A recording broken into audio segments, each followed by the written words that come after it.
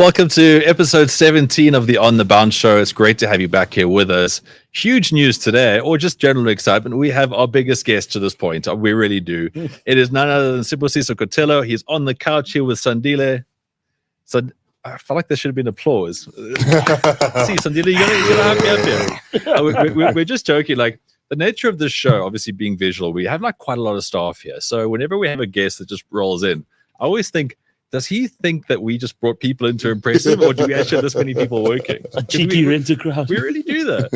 Anyway, Spoo, thanks so much for joining us. I mean, thank you so much for having me. Last year, I had the privilege of actually having a proper interview with you. Yeah. I mean, we did this whole thing for Ryobi. It was the Won't Quit crew. Yeah. To tell like really cool sporting backstories. Yeah.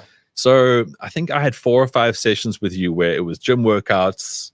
It was like the whole sit-down interview of your whole life story, and it was really cool. Like, I actually watched it again this week. Yeah. So we're going to get into obviously professional bodybuilder. He's not just here because we like hanging out with strong dudes. We'll get into the career side of things. Yeah. But I've got to say, before we get into that, this last weekend, the Boks wrapped up as we hoped they would. Okay. Yeah. So we knew there was going to be a backlash after the Santiago loss. Yeah. But yeah. boy, was that a backlash. And obviously, Sandile and I got pretty into it. Hey? So we were at bench warmers of the weekend. Yeah.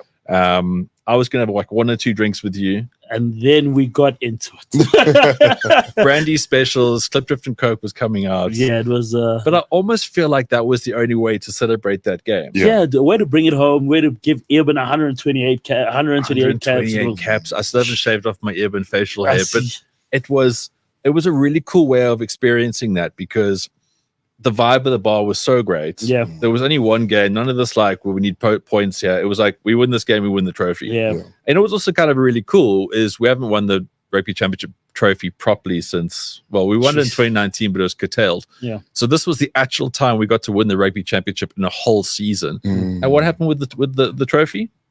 The Oaks were drinking Clip Drift and Coke out of it. Truly South African win. I love that part. There's been so many, like there's a really cool pic there of Jesse Creel holding the trophy and there's a Clippies and Coke in there. It's just awesome. But that's just who we are, right? And we got to this point where everyone celebrates and it was like it's really coming together. Yeah. But Spoo, I mean, when it comes to celebrating the Boks and the Bok matches, you get to experience it like nobody else. Yeah.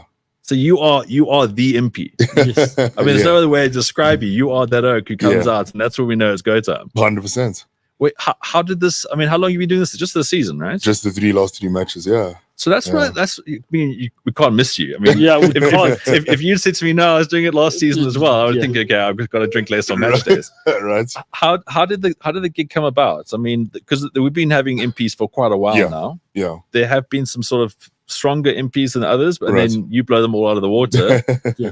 How are you approached? What's the brief here? So, well, the story is actually quite short. I was supposed to do this 2 years ago. Oh, hectic. But unfortunately, I was busy and I was very genuine with the guys. I was like, listen, I mean, as you said, I'm an IFBB Pro, so I had a lot of travels. I think that year I was doing 3 countries and I was on like prep for like 13 months. So dieting down for 13 months. I'm doing a lot of cardio.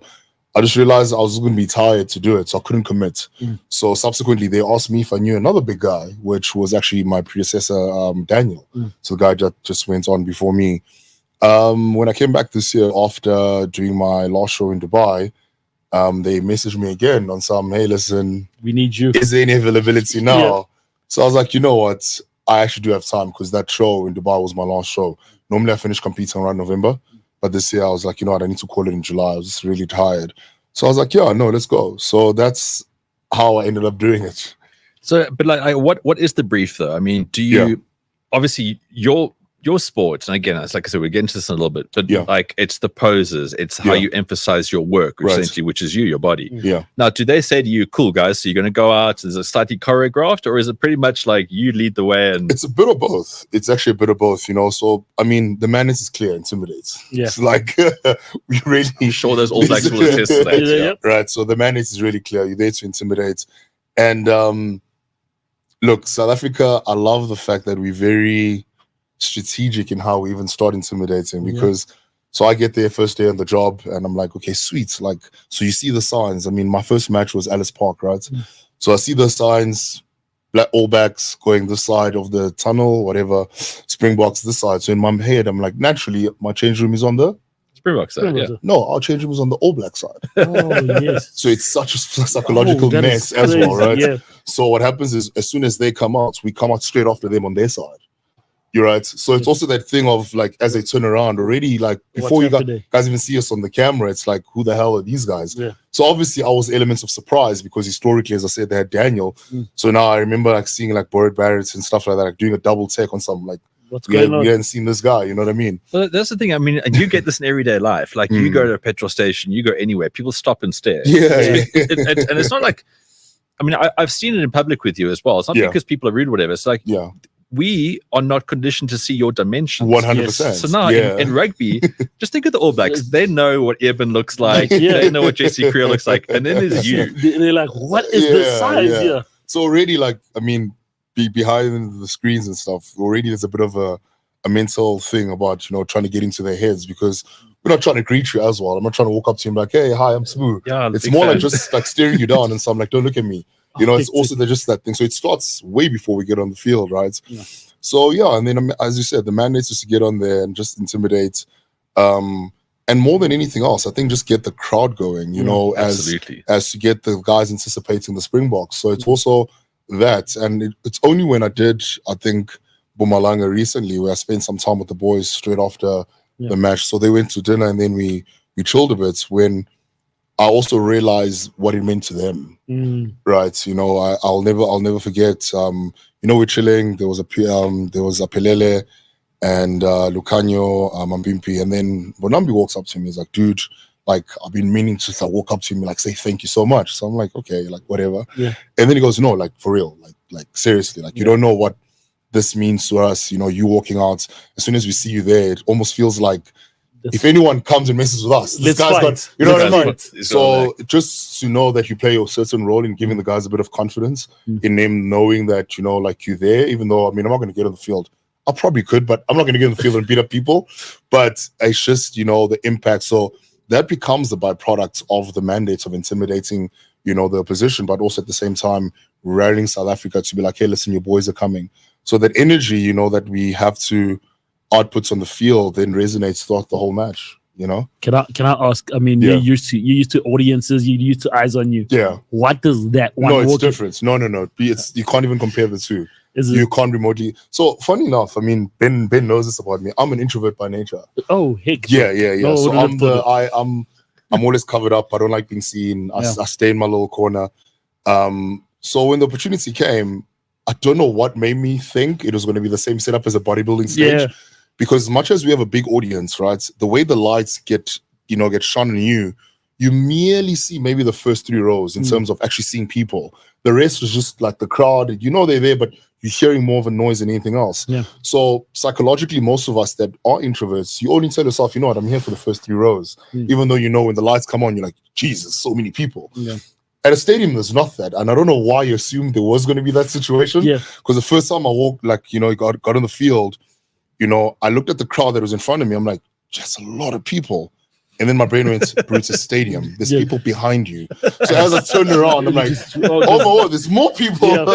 So it's a different experience, man. I'll never forget Ellis Park, the way the acoustics of the stadium is set up. Yeah. When they cheer, it actually feels like there's someone that takes a ball of noise and drops it into the field. And then it hits you in your guts. It feels like someone just like when we walked on, and like obviously it was the first time people seeing me. Yeah. The noise, it was like, I think I gasped or something. I'm sure it wasn't caught on camera, thank goodness. Yeah. But it was like more of a like, geez, like it's so for me, it's like, geez, that was a lot of human beings, bro. 65,000 people. Did you get to tick off a little? Because I know you used to play rugby back in the day. Yeah. Did you get to tick something off? And like as a little, now you like that little kid in you's like, I'm done. 100%. It was that thing. I'm like, damn, like if I'd actually pursued rugby and became a Springbok, I might have. This would have been my life. But then again, I was like, that's a lot of pressure. Yeah. Like you're playing rugby for 80 minutes and like there's this background noise that's just consistently there, whether you're doing well, whether you're not doing well. And, you know, for the most part, sometimes you think the pressure might be when you're not doing well. Yeah. But I can imagine the cheer, because now there's that implied pressure that now I can't mess up. Yeah. Exactly. You know what I mean? It's more like a psychological thing now where you're like, these guys just clap for me because I did well. Yeah. Let me try to continue that momentum. So I can imagine how that feeling must be, you know? So it was a beautiful experience. And if you look at the stadiums that you've kind of worked at now, Yeah. as you say, Ellis Park, it would be quite obvious for us to think that that's going to be absolutely electric. Yeah. Cape Town must have been different, but it's almost like there wasn't a lack of intensity. It was just a little bit different. Like it is. No, a softer, nicer place. there's different crowds. So I'll tell you that much. And I don't want to say which is my favorite crowd, but I mean, it's kind of assumed, but it's different crowds. You know, you go to Cape Town is more, it's more poise. It's more, we clap, but we're not trying to really make noise. Measured. You know what I mean? And measured. then you get to Mpumalanga and it's guys braaiing at 7 a.m. in the morning for 5 o'clock match. That was a different experience. It was so beautiful. It was epic. Like it's they live, breathe. It's rugby. Like it's old women like having a brandy and coke with you because it's like their son or whatever cousin Shout out to them. they have some relation to back into that field, you know what I mean? Or someone historically was in their family that played for the team. Yeah. So Mpumalanga was just for me, I was like, because I remember going there for rehearsals in the morning. I'm like, it's 7 a.m. Why Why you guys they are awake? fully awake, having a beer, they are having a braai. It's and in my mind, I'm like, I'm sure they know the game is only at 5. And mind you, the stadium doesn't open until 2. Right. So they are outside the stadium at 7 a.m. having a braai because this is a big event. This is a big day, you know. So, man, it was a beautiful experience all around. But it doesn't just remind you, like, we spoke about this months ago already, that the Boks Saturday now is almost like a welcome to nation. Absolutely. And I think it's cool. Like we had, when the last match, Akani Sabini was the flag bearer. Yes. So we get to use this as a platform for so much. And I think exactly what Bongi said to you. You realize that everyone's a role player here. Yeah. No, 100%. Yeah, there's 24 oaks that go and get the job done. 100%. But there's so many layers to this now. Absolutely. And it's a true representation of South Africa. Yeah. We're just the people that knows how to pull in together, you know, and just to achieve, you know, the goal. So it's a testament to that. Okay, so you said you don't want to say who your favorite is, but like if you were to go back purely as a fan, because I think the last 3 games have been really cool. They've all been high stakes, right? We've heard the Wallabies far away. Yes. All Blacks win it with Argentina. Yes. Which would you like if you haven't been to a Bok game, out of those 3, which would you say to go to? It's gotta be Ellis Park. I knew it's gotta be Ellis Park. No hesitation. Yeah, it gotta be Ellis Park. It's a different experience, it's a beautiful experience, but the match intensity itself was just different, right? And I think because it was our first match, we've played them in a while. Yeah, there was also that thing where you got to prove a point. Yeah, I mean, I was sitting close enough with the boys where I think I was about 20 meters from the grounds, dude. Like you'd hear the thump of the tackle in your seats. Like when these guys run towards you, it feels like a herd of animals. Like the stadium actually vibrates. So it's when the guys are tired from the match, you kind of like you feel it. The intensity is different, man. The TV and the live experience and sitting that close to the boys, it's a different experience. Yeah, see, I mean, this is going to sound so pretentious, but the last sort of 4 or 5 Bok matches I've been to have all been in the box. It's cool because you make a day of it. It's going to sound pretentious, but to be that close, as you say, it is. Yeah. It's like there's such a tactile kind of thing. No, it's a different experience. I'll tell you what. It's. I wish everyone could experience it and actually understand the magnitude of what it means when the boys genuinely put their bodies on the line. Like you, I can't make you understand how. I mean, I shoot. I've heard a gun go off. I've heard things. To hear body-to-body contact with someone, you are consciously putting your body into that, knowing that I'm about to. It's such a hot thump. It's louder than a clap. You know, on how when people clap too loud, you're going, oh my gosh, that hurts. Yep. It's louder than that. But don't you also think that adds more gravitas to Ibn 128 test 100%. Like how does your body cope with all of that? As a tight forward. It makes no sense. As a tight forward, he's done that. And he's 32 years old. I mean, so you said you chatted to a few guys after the Nell Spread game. I mean, what do you chat to about a guy like that? I mean, there was a really cool clip that you posted with you and Sia after the game. Like you played rugby in high school. Yeah. Every South African who played rugby, you will always have a dream about playing for the Boks. Like it must be kind of cool when you got that common ground because they respect you as a professional. Yeah, they really do. The Springboks. No, they really, really do. Like it's, and it was also one of those things where at first, I mean, I'll say the first game, like I was there, they were there, but there was a bit of detachment because obviously we're playing different roles here. They're here to play. Yeah. I'm here to do the opening, so we really didn't mingle or get to know each other. But because of how social media, took this whole thing and how it happened, there were guys genuinely like doing research and like trying to find out who I am and stuff, which was really cool. Good thing you made that series. Huh? Yeah, you know what I mean? You know, so it's really cool to see the guys going, hey man, like, you know, I know who you are, you know, because, you know, I just didn't want to just assume just that big guy that just walks on the field, you know. So that was really cool. You know, that was really, really cool.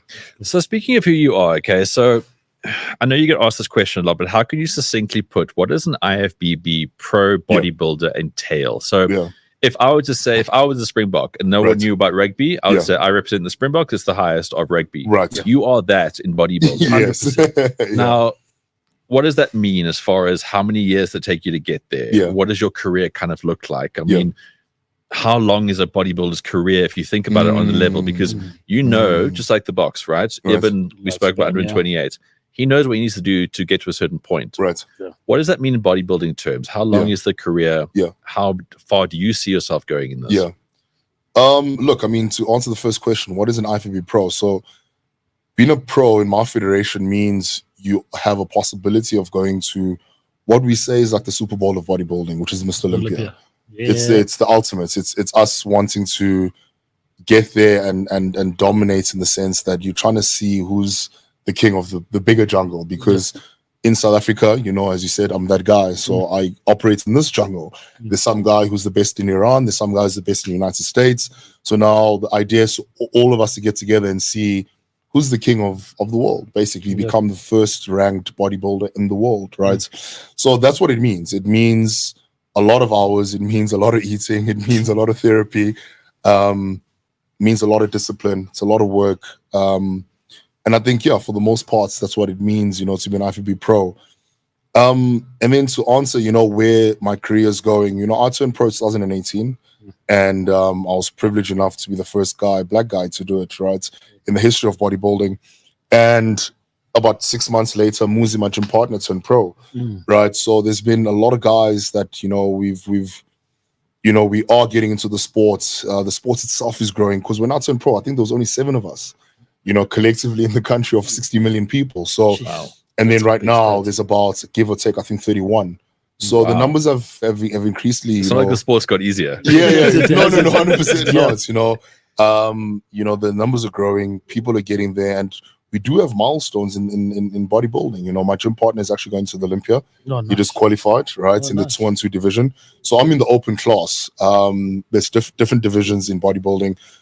So the open class has had a lot of, I want to say, history, because it's the open class. So because it's an open class, it's the bigger boys, you know, and that's where Arnold Schwarzenegger competed. That's where Ronnie Coleman the King competed.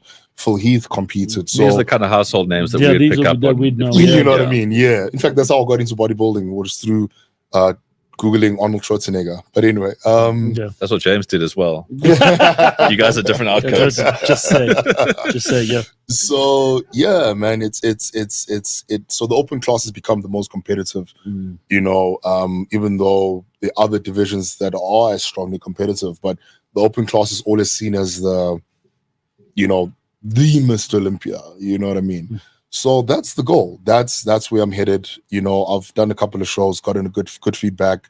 You know, I'm one person that kind of didn't like the whole idea that, you know, you gotta have genetics for bodybuilding, which is very hypocritical of me, because that's the narrative about me, right? But yeah, having the privilege of having the genetics to do bodybuilding is absolutely a privilege. It doesn't make me work any less. It just means the potential is there. And, you know, that's the feedback you always get, you know, is that I'm there. I'm at the cusp of cracking it and competing against the big boys. Something I really enjoy about following you on Instagram or social media in general is that you give a lot of info about your sport. Yeah. Again, for a lot of people, you look at a guy and go, okay, that looks huge. He goes on stage, he flexes, he does these kind of things. That's it. Man, his speedo is tiny. and they'll have a sort of like hot take on a couple of things. Sure. Something that I've noticed in your recent post of competing this year is how much you took back from feedback. Yes. So it's a very, subjective. It's always difficult to say the word subjective, because judges are there for a reason. 100%. They're not just got their favorites. They are critiquing on various things. Absolutely. But like you say, that getting feedback after an event, win, lose, draw, whatever, is something you take on. Absolutely. You have to. Now, you turned pro in 2018. Yeah. Younger, as you get older, you realize you know less, you become more humble. Yeah. like, what does the feedback mean to you now that you feel like? Do you feel like you should be further ahead in your game and you should know more, or have you come to peace with the fact that your sport is just so incredibly complex and ever evolving? It is absolutely complex, right? It's complex in a lot of ways, because in 1 year you're big enough, and then the 1 year you're not big enough.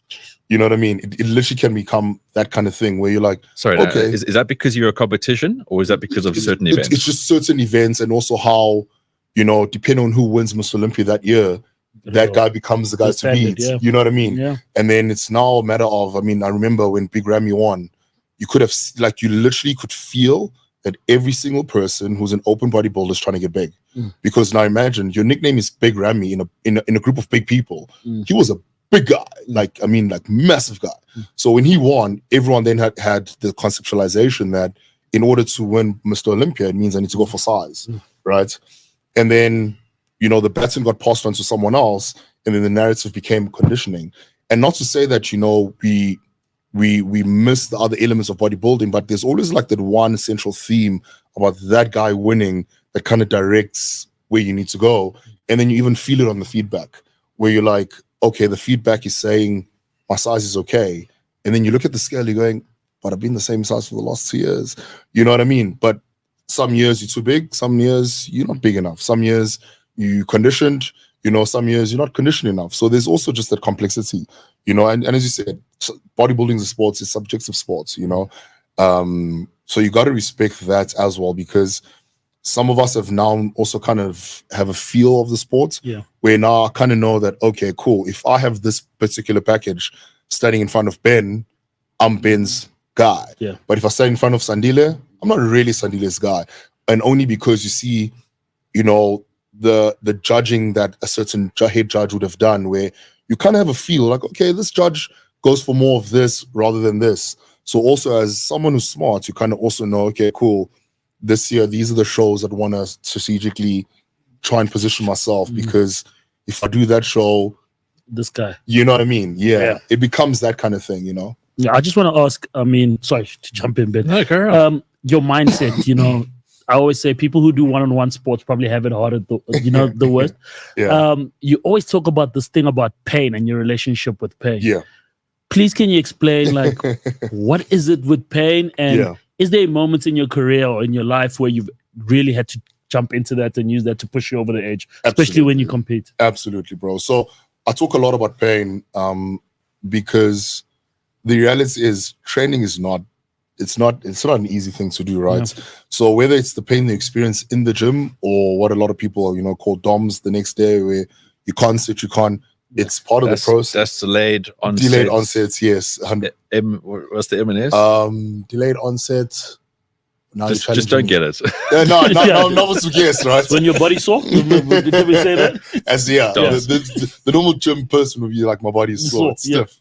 So, you know, I talk a lot about that, because when your brain starts having a very healthy but unhealthy relationship with pain, your body can then break through the barrier, you know, because the idea of trying to transform your body fundamentally relies on you being uncomfortable. And anything that's uncomfortable, you know, it's painful, right? So it's taking your body through the extremity where you genuinely want to see doing a leg curl and seeing your legs fail, because there's nothing your legs can possibly do at that time. So that's the pain, you know, barrier that you want to, you know, get through, right? So to relate that back to life, I mean, Ben knows my story quite well. We're not going to go back to that, but there's been instances in my life where it was painful, mentally painful, emotionally painful, but it's just the idea of, if I can take my body through the physical pain, I can train my mental muscle to do exactly the same thing. That's big. You know what I mean? It's that understanding that, in fact, I remember when I put my body through the most amounts of pain while I was training. It's one of the 3 best experiences of my gym life. And I went through something in my personal capacity. I know it's not the same, but in my mind, I was like, if I can go through that pain at the gym, this is nothing. I can handle this. Okay. You know what I mean? It's also just having a relativity thing where you're like, if I could handle that, and I was able to genuinely tell my brain that it's not that hard and it's okay, like I can get through this, then what I'm handling right now on a personal perspective, I can get through this. tell me, before you go compete and go show, you know, we've always got the athletes bumping hip hop. Yeah. What are you bumping before you roll out? You do not want to know. Surprise me and say Vanessa Carlton 1,000. Bro, I've got the the most weirdest playlist ever. And it's only because as an introvert that I am, I really love people watching. Like, I'm the kind of person, I'm interested about people's behavior. Yeah. I'm interested about people's mannerisms. So when I get an opportunity to travel to people's countries, I try and indulge in everything. Okay. Sometimes I don't get the opportunity to do the food, obviously, because I'm dieting, but I want to listen to the music. So my playlist, literally, genuinely speaking, is Bollywood music. I listen to, I'm being serious, there's a Bollywood song I can recite. I know the lyrics, I know what they mean. You know, I listen to Ethiopian music because I was stuck at a layover in Ethiopia for 7 hours, and that's all they were playing. And then eventually I'm like, this is actually a jam. So I started Googling Ethiopian music. So my playlist can genuinely go from Frank Sinatra to a Bollywood song to, that's crazy, you know, to a Kwaito song to, I really, and it's also because of an article that I read, you know, it's something called gearing, where you want to play around with certain types of emotions to actually calm the emotion that you're trying to channel yourself into, you know. So you can go from a romantic ballad to, you know, I'm about to like kill you song, you know what I mean? But it's just about mental gearing to just get your brain to be like, okay, let me get rid of all the other emotions that might heighten my senses. Let me focus on what I need to focus on. But there are certain songs that I will, you know, listen to just before going on stage because they're very motivational. Most of the time it'll be a song that I'm opposed to, which has historically been Amanda Black, Amazulu. So I'll always listen to that song just before I get on stage. So, again, this is what I feel so interesting about what you do is that you say you go to something that posed to, okay? It's a performance sport. Go back to rugby. The tight five knows what they got to do. The backline knows what they got to do. A five's got a certain kind of play. The scrum was going to occurrence, like there's a kicking game or whatever it may be. Defensive structures. Your routine, how much do you deviate from what you do on stage? And again, is it down to event or is it because, you know, what you said there about the judges, it's like, this guy could be a back guy. This guy could be a pecs guy. This guy's more like shoulders and traps and stuff. Do you then sort of create a sort of routine that's based on that kind of stuff? 100%. So the first question you asked was very important, right? It's because you say, how do you relate that to the rugby? The way I got my nerves kind of like settled was me just realizing I need to perform. This is what I'm doing for the rugby. It's a performance. You know what I mean? So it's... You know, without sounding like those guys, I had to put on a personality, but I really had to. You know what I mean? It was a whole like thing. 60,000 people screaming. Of course, you got, and you're dressed like a genuinely. I genuinely had to just tell myself, listen, this is outside of your elements. This is not what you really kind of do, but see it as doing a routine on stage and be putting on a show, right? And the irony about such things is that you then get pictures like the picture that Sia and I trended on, right? That's one of the great. We featured on the show a while back. One of the greatest like sports photographs of all time. Yeah, so it's already been ranked as one of the best. In the air, so that picture was actually taken out of awkwardness, and I'll tell you why. Because when I think I did like 2 interviews straight after the picture circulated, and they asked if it was like planned, as you said, choreographed. And it actually wasn't. It was actually because I'm such an introvert. So my brain went in and out of, oh my gosh, dude, you're performing? Okay, what are you going to do next? Like, you can't just stand here. Like, it's awkward. Like, people are watching you. So I had this internal dialogue in my head, right? And I'll never forget when Kruger, who's the marketing guy for Saru, he gave me a brief, right? Like, the first match. And because that picture was taken in Cape Town. And he gave me a brief in the first match. And it's while I'm having this internal dialogue in my head that I remember the conversation I had with Kruger, because he was like, you know, you need to get there and you know, carrying the spear, you're supposed to personify the whole idea that as the Boks are coming out, you're pulling them out of, you know, the tunnel into the field. So that was supposed to be like personification. So then I remember kneeling there after this music cut, and then like Sia was supposed to come out. And I'm kneeling there for like 20 seconds. And I'm going, I don't know what to do. Like, I know people are watching me, but I really do not know what to do next. You know what I mean? Like, literally, that was going on through my head. And then I remember the conversation with Marlon. And I'm like, imagine you pulling Sia out the tunnel and you sending him out. So as he got out, I literally just took the spear and I like drew a line as if like I'm pulling him out of the tunnel and I was pointing him, shooting him into the crowd. That is, and it only came across that it was planned. It wasn't. It was just me feeling awkward and standing there going, I don't know what else to do with myself. So, right, so to relate it back absolutely nailed it. To bodybuilding, it's exactly that. You know, it's exactly the whole idea of you got to put on a show, you got to put on a performance. You know, even the way you showcase your body, depending on which judge you're facing, you know, you got to know. Some judges, as I said, like the bigger guys. So you genuinely pose yourself into looking bigger than the normal guy. It's just how you articulate your body and your physique on stage. So, you know what? Like, whenever I look at something I know I can't do, all my senses are heightened towards. I got about 23 questions running through my head at any given stage here. Yeah. How do you improve though? Because if you look at you from a naked eye, right. like, what are you, like 130 kilograms? 140, yeah. 140. Yeah, 140. Okay. And you are what, 6'2"? 5% body fat. Okay. Yeah. Wow. Okay. That was a quick flex because we actually asked him about his height. I'm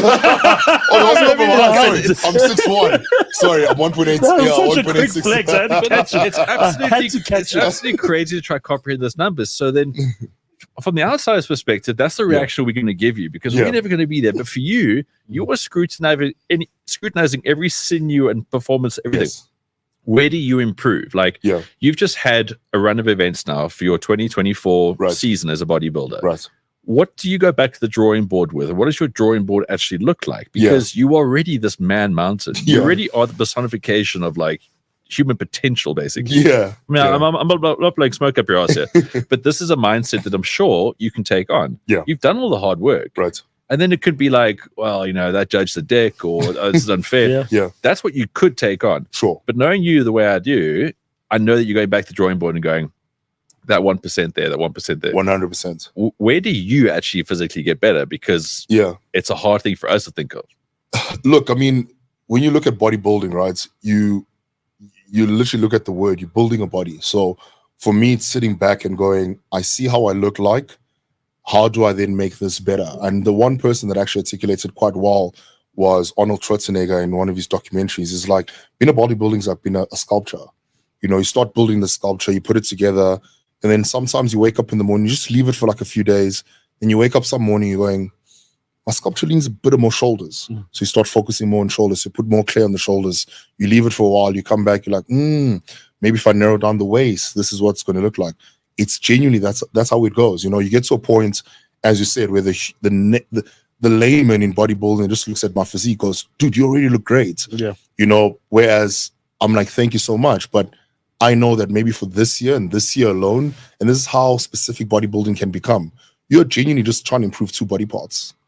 You know what I mean? Not that you're neglecting the other body parts, but your focus is just, if I can just put more clay on that back and put maybe more clay on that, you know, that hammy, then my physique will start looking the way it does. Because, you know, in bodybuilding, as you said, it's subjective, but it is a criteria. You look at symmetry, you look at proportion, you look at balance.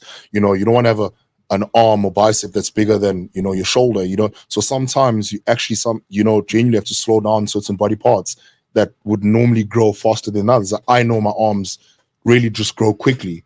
So I get to a point where I'm like, you know what, I'll train arms every 2 weeks. And I know it sounds weird, but that's how specific bodybuilding can become, you know. But for me right now, it's just about getting my back thickness and getting my hamstrings to be bigger. So that will become my main focus, genuinely speaking, for 12 months, where my training program is reliant on having 2 back sessions a week, 2 leg sessions a week. And then, as I said, maybe every 2 to 3 weeks, I'll put in a bit of arms there, just to make sure that obviously the muscle doesn't become dormant. But that's being an artist. That's looking at your sculpture and going, I need to fix this. And if I fine tune that, that's going to look better.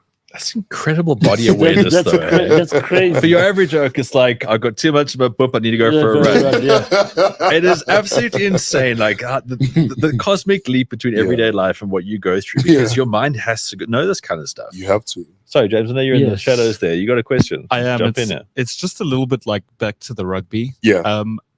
Such a jock is James. Yeah. That's what I do. So, you know, Impy as a character and an image. Yeah. Ahead of Boks games has become really sort of huge and important for South Africans, especially going into these fixtures like against the All Blacks and rugby championship games. You as a fan of the game itself, to be that person that leads out the team and stare down Bowden Barrett and run past them like you guys do. What does that like actually feel like inside to be just a fan of the game, to do that as a responsibility ahead of such a game like that?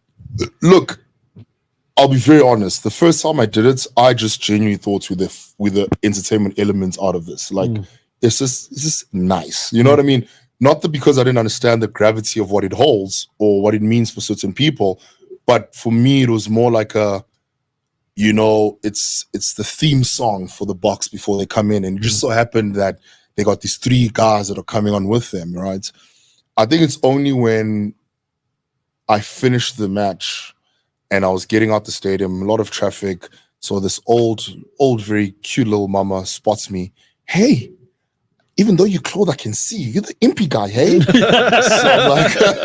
I'm like, yes, ma'am, I am. Can I take a picture? I'm like, ma'am, sure, let's go. And as we're taking the picture, I'll never forget, she has a hand wrap right on my waist. She goes, ooh, you're nice and snug. I'm like, ma'am, And then she literally goes, I hope you realize you become important to us as much as the national anthem. That's when my brain dropped. I was like, oof, it's the national anthem, guys. Like, it's one of those things where you don't disrespect the national anthem. You know what I mean? It's one thing that also unites us. It's the one thing that also we sing in harmony. I mean, you hear it at the stadium. We united against the national anthem. It's the national anthem. So for her to equate the Impys walking on the field as important as singing the national anthem, I was like, okay, my guy, you don't realize your job until you hear such feedback, right? So to go back to your question, how does it feel, bro? I wear it as a badge of honor. It's a privilege. It's also just being in a space of professional athletes and understanding what it means for them as well. As I said, guys literally saying, you don't know what it means to us. We, the boys and I speak about you guys. We look forward to playing at home because we know the Impys are going to walk us off. So to know that you form part of what they're looking forward to playing at home, the fans and they mention that element, then you're like, oh wow, like I kind of can't have a low energy day, you know what I mean? Because if I have a low energy day, it's going to resonate on them. So it's like I gotta also just put on the show and make sure that the boys are feeding off the fact that, hey, listen, we got you. It's more than a game, huh? It's more than a game, it's bro. So much more than the cliche as well. No, it's I think as the Boks become more successful, as they really are already, and understanding the Impy role as it grows as well, it's going to have more impact. I think it's big, and it's getting bigger. Yeah, it's getting big. Excuse the pun. That's what we're here for. I just want to ask, what I love to do is to strip down the person and find out who they are. Steady on. Just chill out. Just chill out. You understood what I'm saying? We need to go to Heineken Zeros, I think, at this stage. Huh? I mean, as I was supposed to say, so what are the unseen passions that you have, outside of sports? What are you doing, just to keep yourself sane and as a normal person? Geez, bro. So look. That's such a good question because nothing of what you just said right now, there's no leeway. Your life is so hard to be that. No, man. Look, I do a lot of downtime, man. Thing is, I don't like answering that because it almost sounds like I'm that athlete that always have to have downtime that it involves doing athletic stuff. But I like going to hikes. Like I do a hike. Would have never thunk it. Yeah, like I genuinely I hate the concept of walking, which is kind of weird. Yeah, but the nature part of things, it's where I can spend time with myself. I spend time with my thoughts, my God, and just collect the scenery. I like doing that. I've got a foundation as well. I'm actually going to be doing work, which I am already. I mean, I'm in partnership with McDonald's. Yeah. So we're going to be doing some charity work, giving books back, to primary school and stuff. Right. I've been privileged to have more than 2 brain cells, so I pride myself in being academic. I went to UCT, studied engineering, so I'm very big on education. Because the obvious reasons, education is key, guys. And And at the same time, I'm also big on people chasing their passion. Cool. You know, because I'm privileged enough that I get to wake up every day and be a professional bodybuilder. Yeah. You know, it doesn't feel like work for me because I found my love and my flame for life. Right. So yeah, that's my downtime. I've got 2 little boys as well, my little rascals. So I spend a lot of time with my boys. That's nice. And yes, definitely they're going to train. Okay. I was going to be like, they can't become nerds and watch Star Wars the whole time. No, they really can. And I want them to. I want them to. No, I don't want my boys to do bodybuilding. I love my sports, but man, it's difficult. Okay. You know, I hope they become rugby players and, you know, become the next Theo Khaleesi. But yeah, that's what I do, man. I do a lot of nature. I love nature. Also, that whole like steady state cardio gets you ripped though. Right, exactly. Yeah. Exactly. So I actually kill 2 birds, 1 stone, you know what I mean? Get the cardio going and then just take on nature and stuff. You know, the obvious question to ask next is, who are your favorite sporting idols? But I'm not going to ask that. I'm going to ask your non-sporting role models. Who are those people in your life? Non-sporting role models. One of them is actually someone we both call ourselves. We have a friendship, non-friendship. And the reason we say this is because we don't really believe in the conceptualization of having like best friends. Yeah. But we became friends over time, which is Vusi Tembigwayo. Oh. So he became a very close mate of mine. He's a mentor of mine since 2017, before I even turned pro. Yeah. One of the most deepest conversations I've had in my life has always been about him. He's always challenging me to see bigger, think bigger. So definitely him. I think most of my guys that came as clients became my, you know, people I resonate with and, you know, people that found their passion. DJ Fresh is one of them, you know, someone who found his passion so many odd years ago before I was even born. Yeah. And, you know, to see him go through the progression of becoming an established international DJ has been quite beautiful, you know. And my late grandfather, man. Oh. My late grandfather, that guy was a gentleman and a scholar, you know, 2 meters tall, didn't say much, but was very impactful in the man that I am today. Oh, awesome. Yeah. I just want to go back a few steps here because, again, it's like, what are the next steps? Because there's so many people who are watching you maybe for the first time on this interview. You're going to go, cool, I want to follow this guy. I want to see where his progress is. Yeah. What are the steps to Mr. Olympia? What are the steps? Because as you said, it's like you think of this as like a grand slam of bodybuilding. Right. Yeah. Okay. Right. So what are those next steps that you're working towards and how do we follow you from there? Yeah, look, I mean, now it's about working on my physique. As I said, coming back from the Dubai Pro, it was my first time being judged by Mr. Steve Weinberger, who's actually the head judge at Mr. Olympia. Right. So it's not that I devalue anyone else's input, other head judges, but he's one holds more gravity because he's also the head judge at the competition I'm trying to qualify for. So when I got feedback from him and Tyler Mannion, who's the chairperson of IFBB, it was very crucial for me to make sure that I tick those boxes. So for the next 6-7 months, I know it sounds weird. I need to get bigger and work on my conditioning. I know. Well, I mean, you say that, but like you got a big frame on you. Yes. I mean, like if you were, I mean, Sandile, you are next to him right now. Okay, so you are 177. Let's go with that. Okay, so you're 175. Yeah. Now, obviously, there's less of a frame to build on. So he actually has the perfect bodybuilding height. I knew it. He really does. Most bodybuilders. And here you are messing around with the podcast. No, most bodybuilders that have become really good and successful in bodybuilding, that's almost like the perfect bodybuilder heights, 175, 177. So yeah, I mean, being 186 means I can put on more mass. So that's what I'm working on. And then next year, definitely winning a pro show. Yeah. So that's how you qualify. You just need to win a pro show. Every single year we get given about 21 of those, you know, so you just pick which country you want to, you know, go compete in and you get rolling, you know. So yeah, I hope my journey next year, not that I hope, it will be a good, successful one.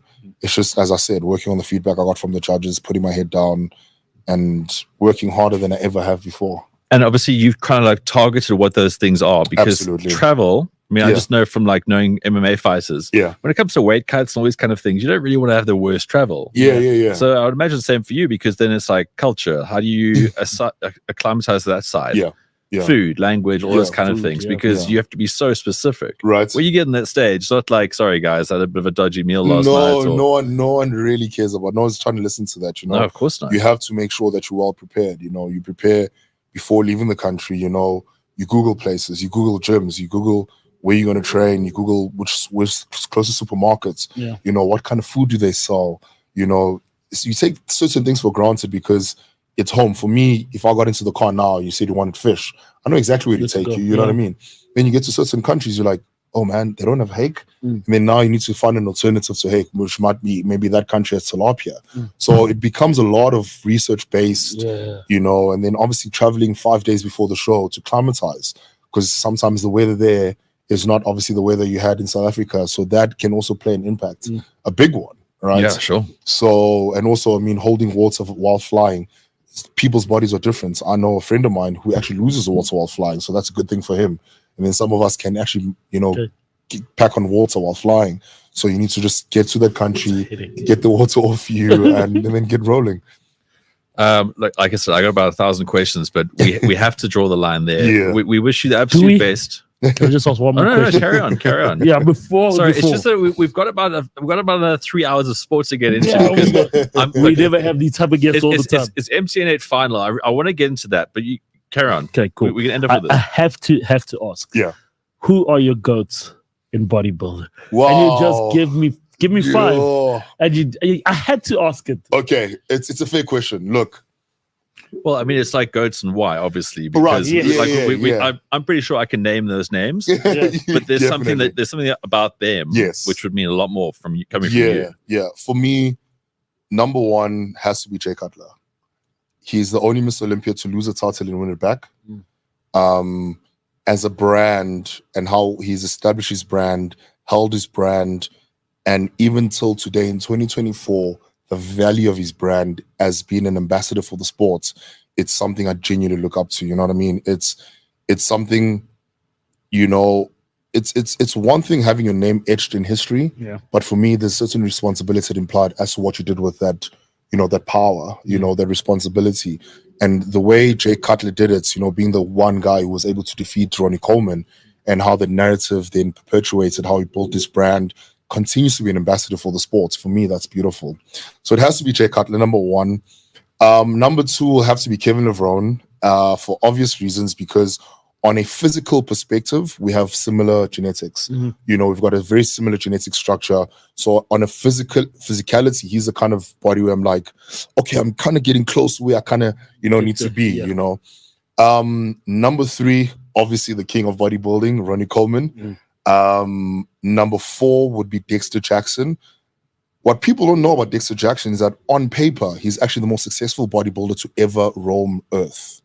He has the most pro shows, wins. He's the only bodybuilder to win all titles that have been ever offered. He's won Mr. Olympia. He's won all the Arnold Classics, Africa, Asia, Spain, Brazil, United States. He's won all of them. And he's also been in 3 areas of bodybuilding, right? So he has he has the longest pro career ever. He retired at 52, right? And your question earlier was, how's the time spent of bodybuilding? A bodybuilder will start peaking at about the age of 32, 34 because of how many years first you need to train to get to that. Right. And then your career, you are lucky if you're still on stage at the age of 42, 41. So it's a very short career, 10 years max. That's our sort of like the pinnacle of this is us doing it, right? So definitely Dexter Jackson. And then this is a controversial one. I'll end off with this one. And it's controversial because he's a very good mate of mine. But take it to the bank. Samson Dawood is going to change the sport of bodybuilding in this generation. You know, he's bringing back the golden era look. He's a big guy. He's about a centimeter shorter than me.